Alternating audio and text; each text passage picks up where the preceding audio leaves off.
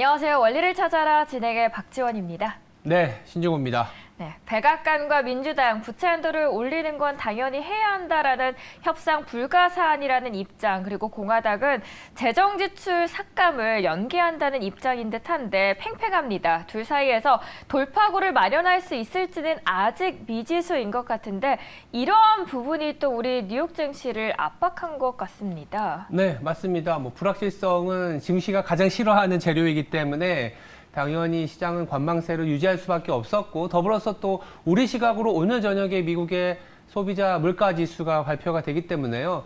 연준의 정책에 또다시 어떤 변화를 줄 수 있는 지표가 나오다 보니까 소비자 물가 지수, 더불어서 말씀하신 부채 한도 협상과 관련된 불확실성이 시장을 약간은 좀 하락세로 만든 주 재료이지 않았나라고 이렇게 판단하고 있습니다. 네, 그리고 오늘 뉴욕 증시에서 가장 하락했던 섹터들도 있었는데요. 저희가 그거는 기사 통해서 함께 만나보도록 하겠습니다.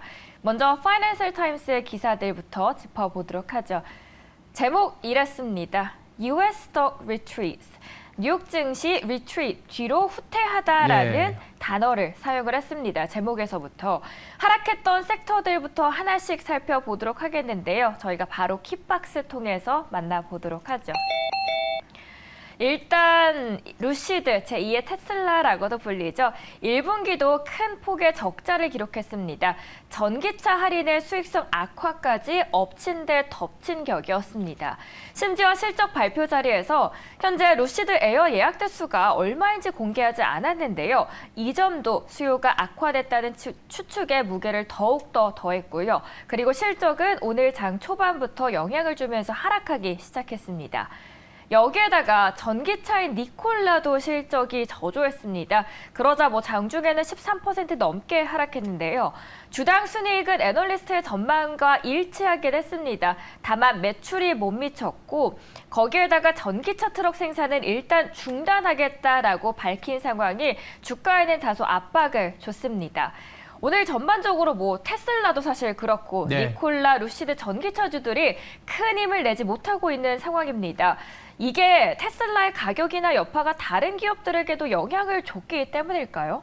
당연합니다.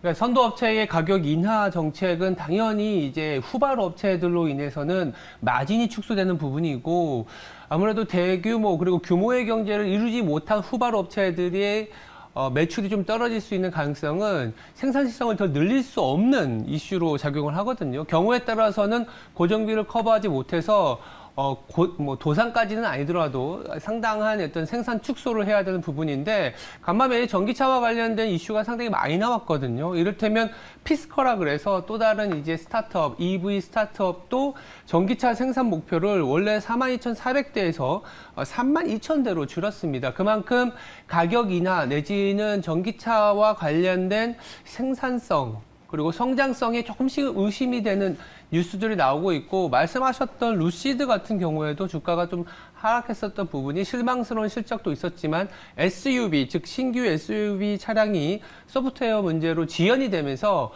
매출액에 대한 그런 우려가 더 작용을 했다. 그래서 테슬라의 가격 인하 정책은 이 후발 업체들의 따라오지 못하게 하는 하나의 어떤 또 치킨 게임과 같은 양상으로 펼쳐지고 있다. 이렇게 보시면 될 것 같습니다. 그럼 테슬라가 게임의 승자가 되는 건가요? 일단은 이제 테슬라 같은 경우에는 기본적으로 이제 대규모 생산 체제를 갖춰가는 상황이지 않습니까? 근데 최근에 미국에서 이런 뉴스들도 나오고 있어요. 미국의 자동차 전문 조사 기관인데 소비자들한테 한번 서베이를 해봤어요. 그러니까 전기차를 샀었던 사람들한테 그 다음에도 또 사겠냐라고 했을 때 47%가 아니다, 난 사지 않겠다, 이렇게 나온 겁니다. 왜 그러냐면 일단은 이제 비싼 차량 가격 그리고 충전소가 부족하다라는 점 때문인데, 일단 이런 부분들 때문에 전기차에 대한 미래를 굉장히 낙관했었던 그런 가격이 조금은 흔들린다라고 보시면 될 것 같고, 그런 상황이다 보니까 이제 테슬라가 가격을 인하하면서 빠르게 MS를 다시 늘리기 위한 정책을 구사하고 있는 거고요. 그런 정책에서 배제될 수밖에 없는 루시드, 아까 말씀하셨던 리비안 그리고 피스커 같은 업체들은 이제 마진이 하락하고 고정비가 커버가 안 되면서 생산량을 줄여야 되는 그런 상황이 있는 거죠. 근데 다행히 우리나라 현대차 기업 같은 경우에는 그제 또 네. 전기차와 생산 관련된 또 공장을 캐파를 늘렸잖아요. 이렇게 이제는 성장 산업이지만 그 안에서 캐파를 늘리고 마진을 확보하면서 계속적인 R&D라든지 전기차 생산할 수 있는 기업과 테슬라라든지 현대차 그룹 같은 경우 그렇지 않은 이제 중소 전기차 업체들 간의 어떻게 보면 차별화, 양극화 현상이 더 두드러질 수밖에 없다라는 얘기를 드릴 수밖에 없는 것 같고요. 그런 과정이다 보니까 이제 뭐 2차 전지 내지는 이제 전기차 하면은 무조건 성장 산업이라고 생각하는 부분들도 조금은 내려올 것 같아요. 다만 이제 말씀드린 것처럼 우리나라 업체들 같은 경우에는 충분히 완성차가 전기차에 투여할 수 있는 자금의 어떤 여력이 있기 때문에 그 우리나라 완성체나 테슬라 납품하는 부품 업체들, 뭐 이를테면 2차 전지도 마찬가지지만 네. 그쪽은 그래도 상대적으로는 안전하거나 수혜를 입을 수 있지 않겠냐는 뉴스로도 저는 해석하고 있습니다. 그러니까 어차피 성장할 수 없는 섹터이긴 하지만 그 과정에서 옥석가리기가 좀 나타날 것이고 네. 정말 승자가 나타나길 기대를 해보겠습니다. 네. 네, 오늘 첫 번째 이슈로는 CPI 앞두 그리고 PPI 앞두고 우리 시장의 불안감에 대해서 말씀을 드렸고요. 그리고 부채 한도 협상 이어서 전기차 섹터들의 두드러진 하락세에 대해서 말씀을 드렸습니다.